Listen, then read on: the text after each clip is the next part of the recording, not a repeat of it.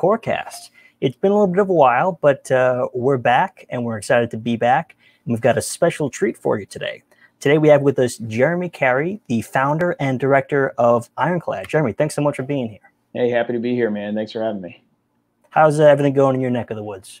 It's good. You know, it's unique times, that's for sure. It's that's for sure. Every day is a different challenge, a different opportunity to be better. So it's good. That's awesome. So for those who may or may not know about Ironclad, tell us a little bit about what Ironclad is and a little bit of your backstory. Yeah, so we started 10 years ago today. So it's been a journey, man. And so it's 10 years ago. Well, 10 years ago, I guess 3 months back. So it's our 10-year anniversary. We started just by doing small little gigs. It was just me and one of my buddies. And from there, we just grew. We got great clients. My background's action sports. So we would just do small client work. Started with the local surf shop, which evolved into doing some of the brands that they work with, went into Vans, Element, those types of things. And one thing led to another. We started doing outdoor, and now we do content for brands all over the world. And we have 15 people in-house that work for us. We're based out of Virginia Beach, but the majority of our work is global. So travel the world with very close group of friends and get the opportunity to make world-class gear, world-class content. So it's been a blast, man. Right now we're focusing on original content. So we sell the spots to brands essentially. So it started with just doing 1 or 2 brand films, but now we sell series to brands. So our goal is to continue to grow our intellectual properties and continue to just make original series and films and develop a network. That's fantastic. I saw the Decade of Influence video that's on your YouTube channel. That sort of has the sort of chronology of how far the company has come. So tell us a little bit about how you build a company like Ironclad and how you got to where you are now. Yeah, I think the biggest thing is focusing on people. We have always had team first mentality. The name on the front of the jersey is more important than the name on the back of the jersey. You know, we're really fortunate, man. We had an opportunity to work with a lot of Naval Special Warfare guys, Navy SEALs, because we're out of Virginia Beach, and we got a lot from that, man. We learned a lot about mindset. We learned a lot about sacrifice. We learned a lot about team first, and we've applied those principles. And now we kind of operate like a special ops team. So we consider ourselves a small elite trained team that can kind of get in and get the job done no matter where it is. So it's just been that focus that's helped us to get to where we are. We've got just an incredible team that would really give whatever it took to take care of the person to the right and left of them. So that focus, hard work, sacrifice, never being too much of an artist to take up a good opportunity, all of those things kind of culminated to make what we call Ironclad. That's amazing. And it's so great when you have a foundation like that. It's got to be, you know, sort of just bespoke to go through a, you know, building a company like that. So tell us a little bit about, I mean, I know now we're living in such different times. How has, you know, sort of Ironclad fared during the quarantine and the pandemic and everything? And what has that sort of been like for you guys? Yeah, it's been interesting. Immediately, you know, let me go back before the quarantine, and kind of it's been part of our mantra from the beginning is always ready. And in fact, I think I'm wearing an always ready shirt. So this, I mean, hat, it's always ready to defend and preserve quality content. So what does always ready mean? It's, you know, we want to be fiscally ready. We want to be mentally ready, physically ready, have our clients in line. So for us, it's always about protecting the force, protecting the team, right? So we want to make sure we have those long-term deals in place. We want to make sure that our finances are in order. We want to make sure that we have contingency plans.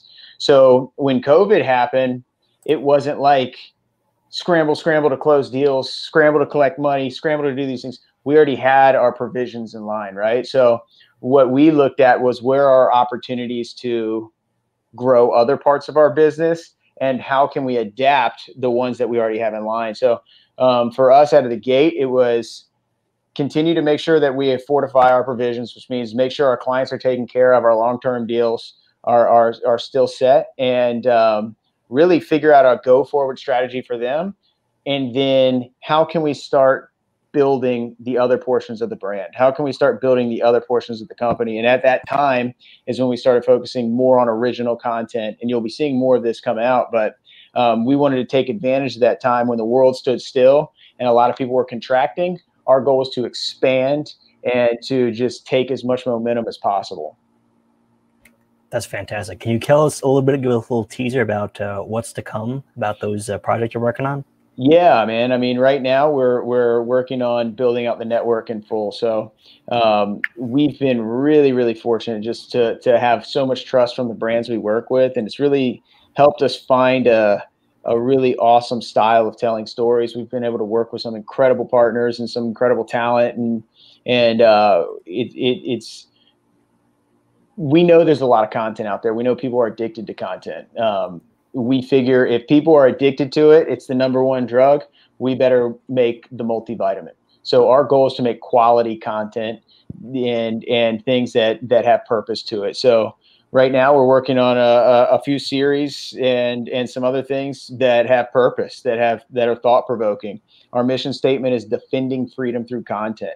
And that's freedom of thought, that's freedom of creativity, that's freedom of the things that bind us. And there's just a ton of cool stuff in the works, cool partners in the works. And once again, we're just so fortunate to have brands that are willing to get behind some of these visions that we have. Now, you said something interesting. You said if content is the drug, you want to be the multivitamin. Now, tell me something about this idea of quality content versus not so quality content. What does that mean to you? Yeah, I think they both have a purpose, right? If you're looking at a marketing standpoint, disposable content is highly effective if you're just doing click ads, ROI, different things like that. But I consider myself pretty aware of what's happening, and even myself, I can sit there on my phone and scan.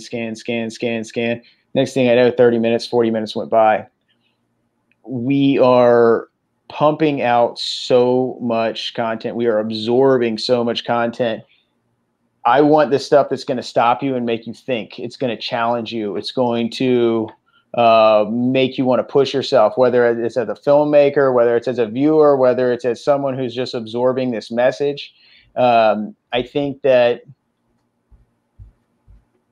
it's just like your diet. If you're eating nothing but junk, you're going to feel bad. You're going to feel bad. You're going to perform bad. You're going to look bad. You're not going to be healthy. And I feel like it's the same thing with what goes in your mind. It's the same way. And it's important to all of us here that we put good stuff out to make people run, to make people inspire, make people want to push themselves. And like I said, whether that's a filmmaker wanting to make better projects, make a better image, tell a better story, or whether that's just a viewer who wants to get out and get after it once they see our stuff. So that's kind of the thought process behind that. That's incredible. Those are some really inspiring words, and certainly a lot of food for thought. No pun intended. I want to hear about some of the equipment that you use for making this sort of content. What are you using right now? What's in your kit? Right now, we're fortunate once again in this world too to have a lot of good partners in production. So Core obviously being one of them, and ever since you guys came along, we've been using your product, and now we have a great relationship. But beyond that, I mean, my personal kit as a director, I'm always running small HD. I love everything. I love that they integrated with Teradek. So we always try to use quality stuff, right? So we run RED cameras. We have a few in-house, but almost every shoot we're running at least 2 REDs. Everything's kitted with small HD. Everything's kitted with Teradek. Everything's kitted with Core. Those are our staples. Free Fly is a staple for our gimbals. And then lenses, we partner with rental companies to find a different lens for different productions. So that's been a big thing for us. But once again, everything we do needs to be powered. It has to be powered. And I'll tell you, we've been really fortunate to go to some incredible locations. Literally, we can be in Death Valley one week, the hottest place on earth. and we could be at the top of a mountain in Denver, 2 miles above sea level, at the freezing temperatures. The gear has to perform. You do not want to be slowed down by bad gear. It's not good when you got clients on set. It's not good when you have high stakes. It's not good when you trekked however far to get up on top of a mountain and it fails you. So power is essential for us when it comes to those things. And one thing about Core, and I'm not the tech guy, but I appreciate functionality, and it has been freezing in the batteries work. It has been hot in the batteries work. We beat the hell out of them and they work. So that is a huge thing. And that's a gear across the board. That's why we stick with brands we trust. And if anything ever happens with a brand you trust, you call them and they fix it. And that's a huge deal. That's fantastic. And we're so glad that we can provide the equipment that can make such incredible content like you make. Do you have, I have to ask the question, I ask this of everybody, do you have a favorite battery that you use, a favorite Core battery? Yeah. For me, personally, it's the HyperCore Neo. So as a director, I'm using that battery every day. You can see it there, yeah. And what I love about it, it's durable, it's light. First off, it's small and it's rubberized. I can see the time on it. I can see how much time I have left on it. It runs all day, but I can quickly see. Like I said, if I'm carrying the one or two monitors around, I want to be able to not be bogged down. I don't want to be super heavy. And I'm banging those things against every wall I walk past. I love how there's accessories that I can tap to it. I can even throw my phone on it. I really like to be self-contained and be able to move around with talent. So I'm very rarely in Video Village. So for me, that battery is perfect. My DPs end up using it a lot of times, but that is my go-to. That's fantastic. And if anyone out watching on YouTube or Facebook wants to get their own HyperCore Neo 9 Mini, we have a coupon code today. You can go to our website, coreswx.com, and use the code CAST, CAST5, to get 10% off all Neo 9 batteries. So we talked about the equipment. We talked about your message and your background. Tell us about the content a little bit. I've heard you're working on projects such as Into the Fray, which is your own series, and you have a podcast as well. Where can we find that stuff, and what is your content about? Yeah, so Into the Fray is a series that we started for us. I think we're 50 or 60 episodes in, so you can go and watch a few episodes. But that was something we get to experience the coolest stuff on the planet, man. We get to go to the coolest places. And we get to hang with great people. And so we wanted to be able to bring that to people. We wanted people to see what we get to experience. We wanted people to be able to meet the folks we work with. And we wanted to show how things were done. So Into the Fray is really a behind-the-scenes series of how we do what we do. Each episode is a different project. So it shows behind the scenes of what we're doing, where we are, where we're traveling to, some of the hard stuff we have to deal with, the opportunities we get to adapt to challenges. And then it just shows some of the cool people we get to work with. So that's Into the Fray. Our podcast is something where, because we get to work with so many great people, we wanted to be able to bring the principles that we learned, like I said, from the Navy SEALs, what I've been able to learn so many great principles and so many things that's evolved me as a leader and it's evolved our business.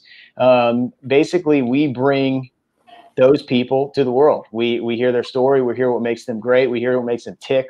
And it's really a show about evolving as people, personal development, leadership, and it really is geared up to give you that kick in the butt to keep getting after it and keep growing. That's fantastic. Now, where can we see those things? Where can we check out Into the Fray? Yeah, so Into the Fray, you can go to our YouTube channel, and it's youtube.com/thisisironclad. You can go to our website, thisisironclad.com, or our Instagram @thisisironclad. So it's always This Is Ironclad. And you'll be seeing more and more of that. And through our network, we have more podcasts coming out too. That's fantastic. So This Is Ironclad on Instagram, the website, and YouTube. Is there anything else you want to tell us about? Anything coming out soon that you want to tease a little bit before we go? Yeah, I mean, just keep an eye out for some of these films. Even if you haven't watched any of our stuff, I urge you to watch. There's a series we did. It's 4 episodes. It's called Eagle Beyond. They're 15 minutes apiece. They're easy watches. They're all from other high performers. That's Andy Arabito. He's a former SEAL team guy, and now he's a blade maker. And it's just about always seeking to improve yourself. It's about sacrifice. It's about leadership. And I think that whether you are a young person or an old person, whether you're into sports, whether you're into filmmaking, no matter what you're into, you could watch that and really be inspired by it. It's really about selflessness and love. And there's a lot of really cool lessons you can get out of it. And it's eye candy. I mean, it's fun to watch. So I would really recommend watching that Eagle Beyond series. It's something big. So watch that, and then keep an eye out on some of the things we have in the works. They're coming. I don't want to tease too much, but some exciting stuff. But it's similar to that in theme, and I think it's something that'll get people hyped up. That's awesome. Well, thank you so much, Jeremy, for talking to us today. This was such a cool conversation. And I want to thank everybody out there watching on both YouTube and Facebook. And don't forget that you can get 10% off all Neo 9 mini batteries with the code CASTCAST5 on CoreSWX.com. All right, this has been Sean with the CoreCast, and thank you very much, Jeremy. We'll see you on the next one. Appreciate it, Sean.